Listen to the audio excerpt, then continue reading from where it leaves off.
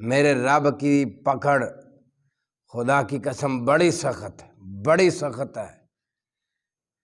میں تو کئی مرتبہ مثال دیا کرتا ہوں کہ لوگوں کبھی زندگی میں اپنے رب کے قانون کا مذاق نہ اڑائیں، اپنے رب کے قانون کا مذاق نہ اڑائیں، ورنہ میرا رب العالمین پھر جب بندے کو پکڑتا ہے نا تو پھر اس کو سمجھ نہیں آتی کہ اب میں نے کیا کرنا ہے۔ ہاں، اللہ تبارک و تعالیٰ کئی مرتبہ بندے کو چھوڑ بھی دیتے ہیں کہ بھائی باز آ جاؤ، باز آ جاؤ، باز آ جاؤ۔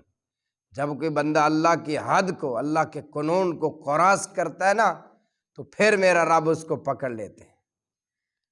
ابھی حال ہی میں ایک آدمی ہے جو ایک یوٹیوبر تھا جس کا نام رجب بٹ تھا، وہ اپنے پیسے، اپنے بنگلہ کوٹھی، اپنی گاڑیاں اور اپنے ویوز بڑا دیکھتے تھے۔ ان سب چیزوں کے نشے میں آ کے اس نے اللہ کے قانون کا مذاق اڑایا نا، ہائے ہائے ہائے۔ وہ میں اب میرے سامنے سے وہ ویڈیو گزری، کہیں اس نے ان چیزوں کے نشے میں آ کے اس نے اللہ کے قانون کا مذاق اڑایا۔ ایک مرتبہ اس کی بوڑھی سی ماں ہے، اس کو ساتھ لے کے وہ بے ایمان نماز کا مذاق اڑا رہا تھا، ہائے ہائے، نماز کا مذاق اڑا رہا تھا۔ ساتھ اس نے اپنی والدہ کو بٹھایا، لگایا ہوا تھا اسی کام پہ۔ ماں بوڑھی تھی، اس کو بھی ساتھ لگا کے اپنے ویوز کے چکر میں وہ مذاق اڑا رہا تھا نماز کا۔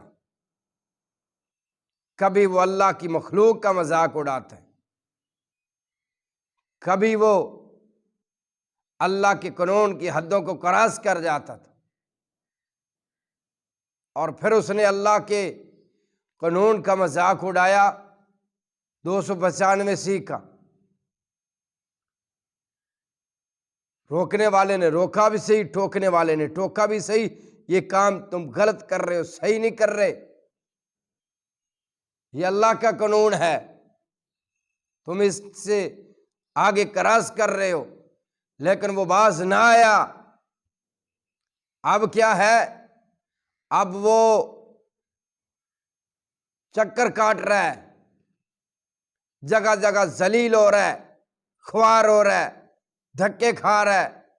کبھی وہ قرآن مجید کے اوپر ہاتھ رکھتا ہے، خیر اس کو جو سزا دے گا وہ تو ہمارا قانون ہی دے گا نا، اللہ کا جو قانون ہے وہ تو اللہ اس کو سزا دیں گے، یا ہمارا جو پاکستان کے جو قانون ہے وہ اس کو سزا دیں گے۔ کبھی وہ بیت اللہ میں کھڑا ہوتا ہے، کبھی وہ بیت اللہ میں کھڑا ہو کے معافی مانگتا ہے کہ میں نے یہ کر دیا، میں نے وہ کر دیا۔ کبھی وہ قرآن مجید کے اوپر ہاتھ رکھ کے کہتا ہے بھائی مجھ سے غلطی ہوگی، میں کیا کر بیٹھا۔ پہلے اس کو نشہ تھا گاڑیوں کا، بینک بیلنس کا، اور پہلے اس کو نشہ تھا بنگلے کا، پیسے کا، روپیے کا۔ اب وہ ذلیل ہو رہا ہے، چکر کاٹ رہا ہے۔ او بھائی کبھی اللہ کے قانون سے آگے نہ بڑھیں، کبھی اللہ کے قانون کے ساتھ مذاق نہ کیجیے۔ ابھی میں اس کی ویڈیو دیکھ رہا تھا، وہ کہہ رہا تھا کہ لوگوں میرے پاس بہت بڑی گاڑیاں ہیں لیکن بیٹھنا نصیب نہیں ہوتا۔ کہتا تھا میرے پاس بہت زیادہ پیسہ ہے، کہہ رہا تھا، لیکن میں استعمال نہیں کر سکتا۔